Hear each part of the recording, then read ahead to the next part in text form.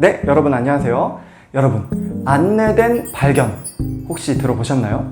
학생 스스로가 과제를 탐색하고 완수할 수 있도록 유도하는 방법을 말하는데요. 무언가를 가르칠 때 안내된 발견을 하는 것이 훌륭한 강의다 라고들 합니다. 교육하는 사람으로서 꼭 알면 좋겠죠. 교육적인 요소가 어느 정도 담겨져 있는 인지주의 상담에서는 사람의 마음 문제를 풀기 위해 생각에 초점을 맞춥니다.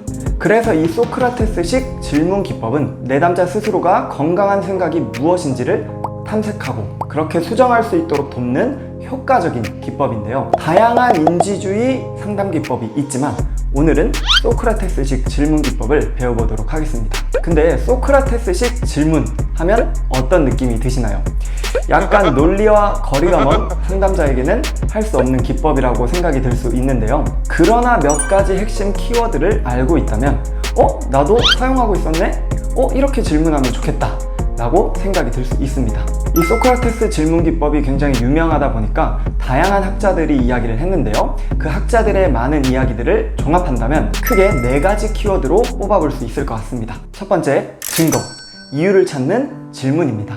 그 생각과 행동을 지지하는 이유가 무엇인지, 그럼 반대로 생각했을 때 반대되는 이유는 없는지 찾아보는 질문을 하는 것입니다. 아론 백의 딸 주디스 백은 자동적 사고의 타당성을 지지하는 증거와 지지하지 않는 반대 증거를 찾아보고 이를 비교평가하도록 하는 질문이라고 소개했는데요. 이를 통해서 이렇게 생각하는 게 당연한 것이 아닐 수도 있겠다, 내가 틀릴 수도 있겠다 라는 것을 깨닫게 하는 변화의 시작이 될 수 있다고 합니다.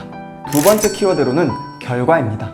그 생각을 지지함으로써 올 수 있는 최상 또는 최악의 결과를 물어보고 가장 현실적인 결과가 무엇인지 질문을 통해 발견하는 것입니다. 주디스 백은 이것을 탈재앙화에 대한 질문이라고도 했는데요. 심리적으로 힘든 경우에는 실제로 안 일어났는데 자신이 불안할 때 90%, 100% 일어날 거라는 과대평가를 하는 경우가 있다고 합니다. 최악의 결과가 발생하더라도 대처할 수 있다는 것을 함께 논의하는 것이 굉장히 중요합니다. 세 번째 키워드는 대안을 질문하는 것입니다. 다른 무언가 없을까? 다른 대안은 없을까? 물어보는 건데요. 내담자가 그 상황에 대한 자신의 해석 이외에 다른 가능한 해석은 없는지에 대해서 살펴보게 하는 것입니다. 다른 가능성을 탐색하면서 자동적 사고가 정답이 아닐 수 있다는 것을 받아들이게 되면 유연한 사고가 가능해진다고 합니다. 네 번째 키워드는 영향, 도움이 되는지를 질문하는 것입니다. 그 생각과 행동으로 인해 너는 지금 어떠니? 도움이 많이 되니? 이런 생각을 하는 게 어떤 도움이 될까? 앨리스는 A, B, C, D, E, F의 모델을 제시하면서 이것을 논박의 중요한 과정이라고 했는데요. 비합리적인 신념을 논박하는 유형 중에 기능적 논박이란 게 있습니다. 그것이 당신에게 도움이 됩니까? 라는 논박을 하는 건데 이것이 바로 영향, 도움에 대한 소크라테스 질문이라고 할 수 있습니다. 이런 논박을 통해서 비합리적 신념과 자동적 사고를 수정해 갈 수 있다고 합니다. 네, 이제는 사례를 봐보려고 하는데요. 하루 종일 우울해서 침대에만 누워있는 내담자의 사례입니다. 아무것도 하지 않고 무기력하게 침대에만 누워있는 자녀가 걱정돼서 부모님께서 상담에 의뢰하셨는데요. 내담자의 비합리적 신념, 자동적 사고는 다음과 같습니다. 우울할 때는 난 아무것도 할 수 없어. 우울할 때는 침대에 누워 있어야만 해. 자, 그럼 소크라테스의 질문을 통해서 자동적 사고를 수정해 보도록 하겠습니다. 아름이 왔네. 아름이 오늘도 늦지 않고 왔네. 엄마가 빠지지 말라고 해서 왔어요. 엄마가 왜 빠지지 말라고 한 것 같아? 선생님, 다 알면서 물어보는 거죠? 엄마가 매일 침대에 누워있는다고 우울증 아니냐고 한번 가보래요. 그렇구나. 선생님은 사실 간단히 엄마에게 듣긴 했는데 아름이를 직접 만나보고 물어보고 싶은 게 많았어. 아름이는 아름이가 느끼기에 많이 우울하니? 네, 우울해요. 아름이는 우울할 때 보통 무엇을 해? 무조건 그냥 침대에 누워서 자요. 학교 끝나고 집에 가면 침대에 눕게 될 확률이 얼마나 되지? 거의 100%죠. 그렇구나. 그럼 침대에 왜 눕게 되는 것 같아? 그러면 기분이 나아지니까요. 원래 기분 나쁠 때는 무조건 침대에 누워 있어야 돼요. 그렇게 생각하는 이유가 있니? 말했잖아요. 그냥 기분이 좋아져요. 그럼 만약 눕지 않는다면 어떤 일이 일어날지 혹시 생각해 본 적 있어? 그래 본 적이 없어서 모르겠는데요. 그럼 눕지 않았을 때 한번 생각해 보면 좋겠는데 최악의 결과는 뭘까? 눕지 않으면 너무 불안해서 미칠 것 같은데요. 불안할 것 같구나. 그럼 눕지 않아서 좋아지는 것은 전혀 없을까? 아무래도 엄마는 좋아하시겠죠. 그것 말고는 없는 것 같네요. 엄마가 좋아한다. 침대에 눕지 않으면 엄마가 좋아하시는 이유가 있을까? 뭔가 생산적인 일은 하니까요.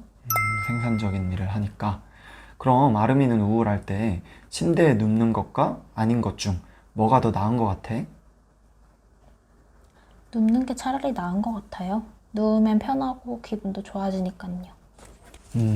눕는 게 아름이에게는 가장 현실적이고 가장 좋다고 생각하는 거지? 네. 그것만큼 기분이 괜찮아지는 게 없거든요. 그렇구나. 맞아. 선생님도 가끔 힘들 때 침대에 누워있으면 마음이 많이 편안해지기도 하더라고. 그럼 침대에 누워있으면 얼마나 기분이 좋아져? 한 몇 분? 몇 분이 지나면 어떻게 되지? 다시 기분이 우울해져요. 다시 우울해진다. 그렇게 된다는 것을 어떻게 알 수 있지? 이런 일이 매번 일어나니까요. 정말 그래? 침대에 누워있으면서 오랫동안 기분이 나아진 적은 없었던 거야? 그런 적은 없는 것 같은데요. 왜 침대에 오랫동안 누워있으면 다시 기분이 우울해지는 것 같아? 편하다가도 결국 다시 생각에 잠기게 돼서 그런 것 같아요. 보통 어떤 생각을 하니?